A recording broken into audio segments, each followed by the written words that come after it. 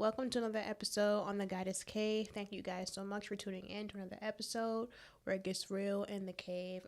Today I just want to talk about ego work. I feel like I've been addressing just like everything as far as deep inner work within the last couple of episodes because that has been my current placement of internal healing. I feel like ego is one of the most pushback internal works that you will have to do because that is our defensive mechanism. And a lot of those things that we have created or have developed over time, as far as our ego, has, like I said, it came from something from our youth, or it could have happened further down the line, but it's something that typically, just like I said, develops over time. So sometimes you may not notice what traits or characteristics you have that may not be as healthy because the outcome makes you feel good in that self-soothing cycle that we create, which is basically where our egos come from on the negative side. So in this topic, it's ego work. What you won't admit, you cannot fix, and it will happen again. That is my whole thing about egos. Is the healthy part about egos is it builds your confidence. Sometimes it's that internal push, that internal feedback, that internal audience that you need to help motivate you. I feel like in such a world that is so critical and everyone has their own perspectives or has the audacity to think that they have the right to speak on other people's lives or over give their advice about other people's lives.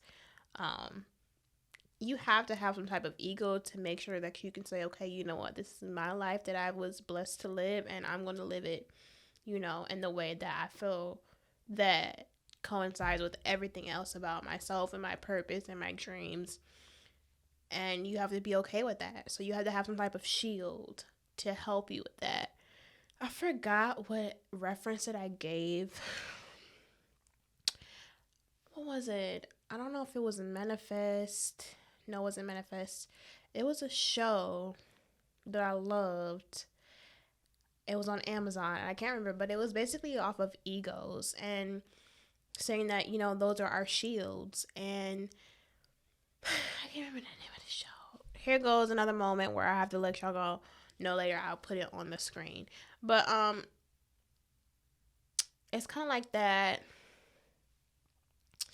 I don't know what they call it. It's like a second person that you can bring out to live outside of your normal soft life, quote unquote self.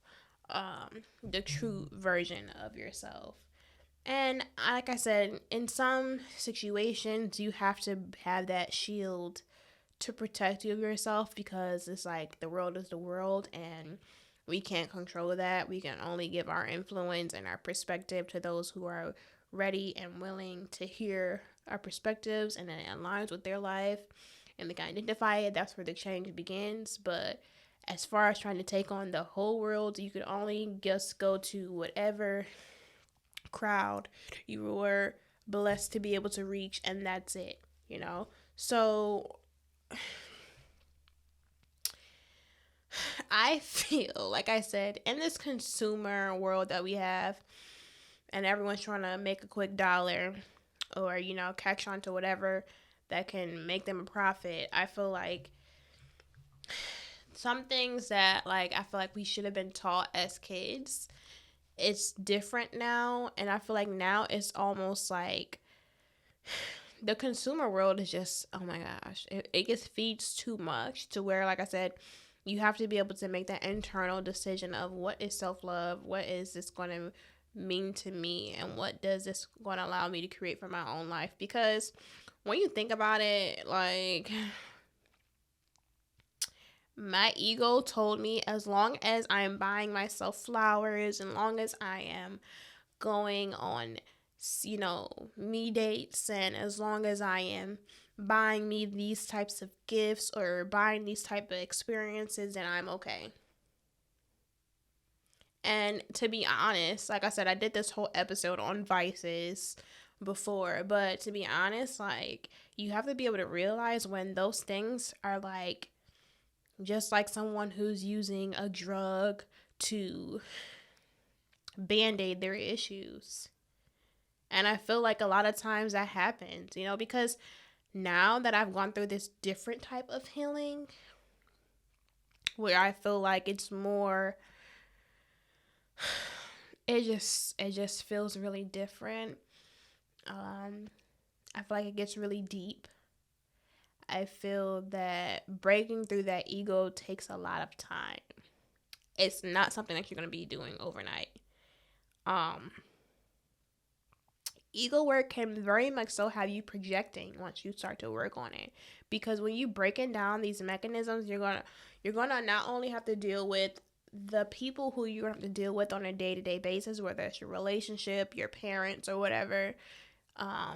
You might become a lot more sensitive to others' feedback, as well as the narrative that you have in your mind that makes you create that self-defense mechanism in the first place.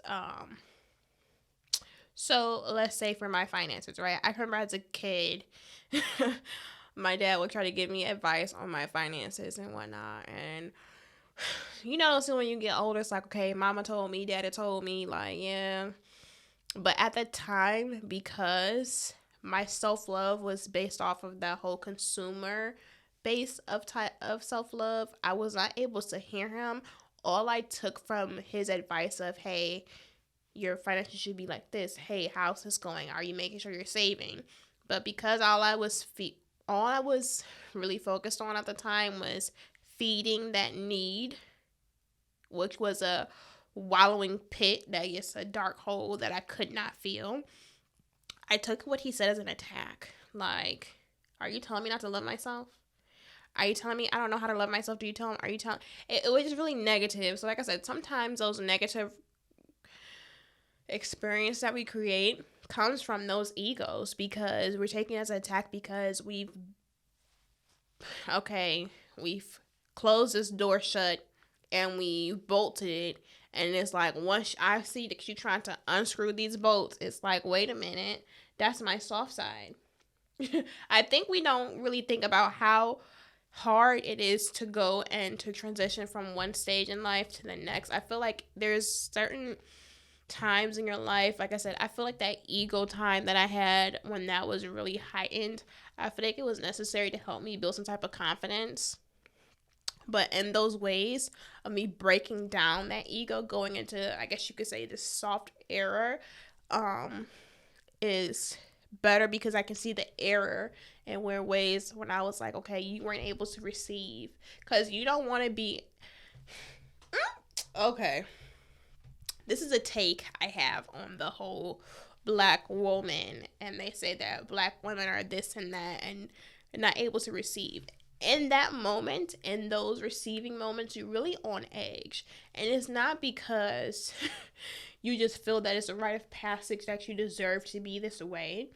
Okay? We all understand from the woman's perspective of how hard we had to work to be able to work, or have certain experiences, or to be viewed the same way as of equal, and accepting our strengths and weaknesses as humans, the male and women genders.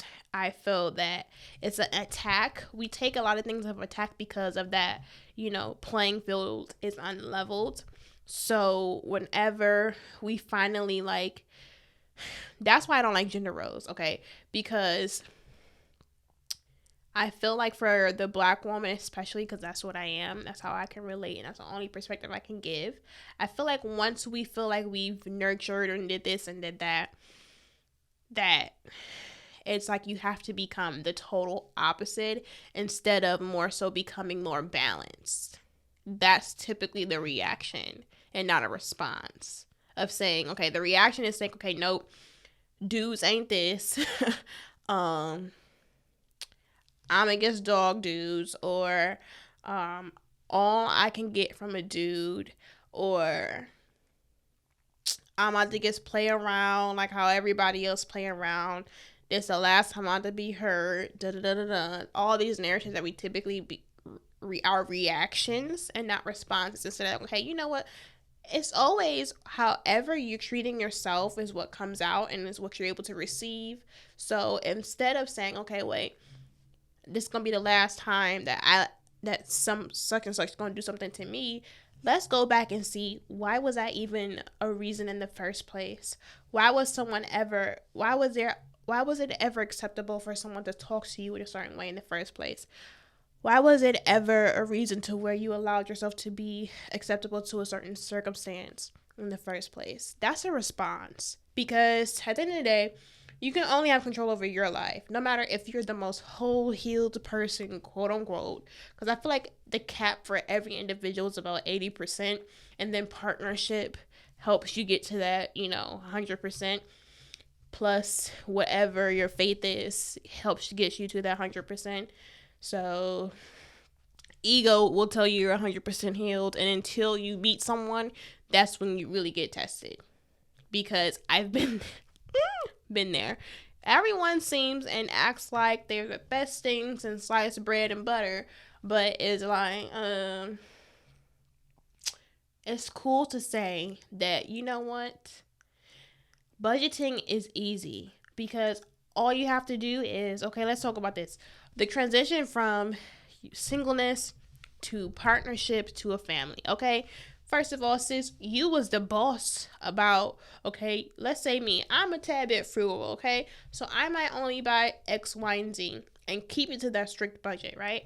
But until when you meet a partner and let's say, you know what, maybe now that your guys could be cohabitating, it's like, okay, well, y'all eat more because it's just what happens. Then you have kids and it's like, okay, they eat even more than what you and that other person ate. So I just feel like you can't speak on a place until you're in it, and until you deal with each person that you're going to be dealing with, because it's different to deal with your partner. It's going to be different to deal with your children, and that's my lesson that I've learned, is don't speak on nothing until you done went through it or until you're in that situation. Because everything just seemed easy. And I think that's the problem that we have nowadays with everyone, or the different genders or whatever you identify with, is going through our healing seasons. Is like, it becomes superly, overly selfish, and you don't notice it. To where that programming of learning how to work with another individual, you almost have to like relearn how to do that. It's like, okay, if I say I'm living my best life, living my life like it's golden, but then, okay, everyone else has their own quirks and faults about themselves and always will, but we learn how to adjust them dealing with other people. Okay. If I say, okay, I'm going to go and talk to my mom today or whatever, she has her own quirks about herself. If I'm going to go talk to a friend, they have their own quirks about themselves. That doesn't mean that you should be on defense saying, okay, you know what? This person's negative and this person's that. No, you just have to learn how to deal with people. Simple. Don't over internalize anymore. Don't take things as serious. Be able to chew the meat and spit out the bones. I feel like we disassociate ourselves with those simple everyday things, and I feel like that's what this world has really come to. It's been separating the sexes for like, okay, it's a bunch of separation. And in separation or isolation is when your ego becomes the strongest. So then when it comes to us trying to have conversations with each other, whether it's your children, friends, family, significant others, it's like you're on war. Okay? Because you've perfected this life by yourself. And you didn't leave any room for anything else, to the point to where you can't even recognize your own minor flaws that really could be really major to someone else. But because you've told yourself this like this such a great person, like I said, you can only prepare yourself so much for whatever. Okay? Learn that and still learning it, okay? You can only prepare yourself for so much until you're in a situation and then you notice, ugh. And then I think that's where we kind of like, why we quit so much, why we quit friendships, why we quit relationships and stuff so much is because it's like you can't plan for everything, and then it's like, okay, your natural response that you had before which was just in your singleness or which was just in your isolation, is going to tell you always put you first. And you lose the thought of, you lose a sense of compromise, which you have to have in any type of dynamic. Okay, whether it's your job, whether it is, friendship, like I said, any type of dynamic, you need compromise. So it's like we're almost becoming like incompatible to any other human being. Whatever only makes me feel good, whatever only makes me happy, what only ever helps me do this and do this for myself. I think it comes to the point to where even financially, if it's not to your trajectory, which in any sense, I feel like it's, if it's like I said, friendship or whatever, I think we become really like guarded. Whatever you build up for yourself, and that may have been whatever your ego has made been really important to you, and you have to compromise in that area with any type of situation. I feel like it's always good to say, okay, you know what, this doesn't really help, like this job doesn't help push me or where I'm trying to go. I think there's also different things to where you could say, okay, in this time frame, I need something a little bit more flexible. I need a person a little bit more flexible. But at the same time, you have to know that, like, take the whole big picture. I think sometimes we get so tunnel vision on our goals and, that ego of saying whatever makes me self-sufficient, that you still have to deal with people. Whether, like I said, whether it's a business partner, you still have to be able to deal with people and not be so like on edge and ready to jump and think that everyone's out to get you. Ego work is not, listen, if you not having internal dialogues within yourself and you feel like you're going a little bit nuts as you're doing your healing, you ain't healing. Because that's when those narratives really, especially for myself, have really like made themselves like, I'm here. Like, okay, hold on, Miss Independence coming front stage. Okay, don't let nobody help you. You can't take no help from nobody. You got this. You a strong, independent black woman. And it's like, but wait a minute. I don't want to have to do everything by myself. So, like, once you meet people who can help you and stuff like that, that internal dialogue that you have and within yourself always comes out. And that's when sometimes, like I said, if you don't know how to communicate those things, or you don't know how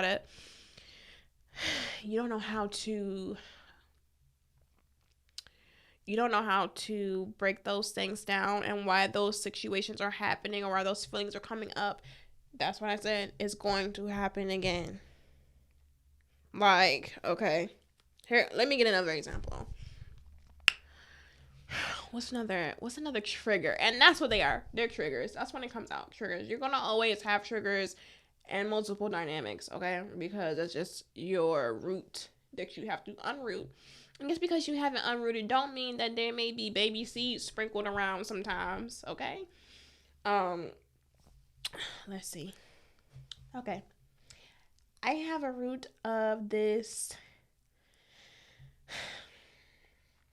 pronounced self-love, and I miss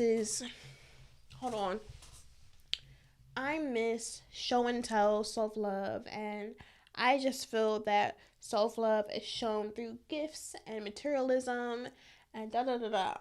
But let's say you go through a season to where you can't have those materialistic things. Sometimes you may start to attack others, project on people, and I feel like this is what we see on Instagram stories all day. When you're in a season to where you're changing or you have to transition from one thing to the next and reprioritizing things, when it's something that you identify with for so long that no longer is serving you, or you're getting pushed to another dimension and you're healing, everybody else judgment. I'm hoping this is flowing right, okay? Judgment. Just like, okay, went through this phase as well. Let's say I am building my relationship with God, right? I feel like a lot of people go through this, especially when it comes to building your faith and your relationship with God. We become judgers. Like, I feel like for me, sometimes I get triggered when people around me curse. Okay, because I don't curse. I used to curse. I feel like I haven't cursed since like 2017. Yeah, but like once I went on this whole first healing journey, it was like, oh my God, rap is all bad, it's trash. Anyone who associates himself with that. But first of all, that's not how God worked. Okay, he went to go help those very people. Okay, so if you ever feel like you're too above things and you can't like disinfect and spray it all away from me, you are going through a trigger, man. Something that you once associated with. And I feel like it's more so like a fear that you don't want to ever feel like you're going to get pulled back to something that is not healthy for you, you know? But that's where you have to go and get that reinforcement to make sure that you're being strong, you know? Ego work is something, like I said, if you have 20 something years, and majority of people are going to have 20, 30, 40 years of trauma, triggers, and egos to have to dig through to get to their roots. There's nothing wrong with you having those compartments still there, okay? You can still have an abandoned building of all your past issues, traumas, triggers, whatever it is, still in the basement of your mind. Because just because you've gotten through it doesn't mean, like I said, it's just who you are. It brought you to be a certain place. You should be glad that you can go through your mind and go and tell a story to someone who is in need of your testimony and say, okay, let's go through my museum. Okay, look through that door. Okay, through that door, child, I was FNF, okay? And then through this door, I was, who was I? I was, that's my type. That's my, what Sweetie song? My type over there. And then here, I started becoming Jahina Ika, okay? And Sweet Love. And Nita Baker was in that door. And, you know, all the lights is off, but I can still show you, like, we can still peer through it so you can observe and see that I came through all of these things, and here I am now. Okay? Ego work, I feel it feels more complete when you can finally turn those lights off and still let them be. When you can still identify with certain things and have peace within it, you know? The more peace that you have about whatever situation that you've been through, circumstances that you've been through, I feel that's when you get to finally put those defensive mechanisms to rest, and you can finally be more balanced. And that's what brings the peace. That's what brings the quote unquote soft life. That's what allows you to really be able to receive in fullness and give in fullness without, you know, living in fear of, you know, feeling like you're going to be a victim to something. You know, that's when you become whole, is when you're feeling more balanced and just free to have everyday experiences with everyday emotions and receive other people's everyday experiences and emotions, and know in your mind, like, okay, whatever is going to happen, whichever way it's going to go, I'm going to be okay. that's when I feel like you finally have a good ego balance. And that's all that you want to do. I'm not telling you to die down parts of your ego or to get rid of them. I think it's just all about becoming more balanced, understanding the different egos that you have, and then work on them and keep them in control. So thank you guys for tuning into this episode. Hopefully it wasn't too all over the place, but it didn't go how I was expecting it. But anyway, thank you guys for tuning in for this episode. I'll see you in the next.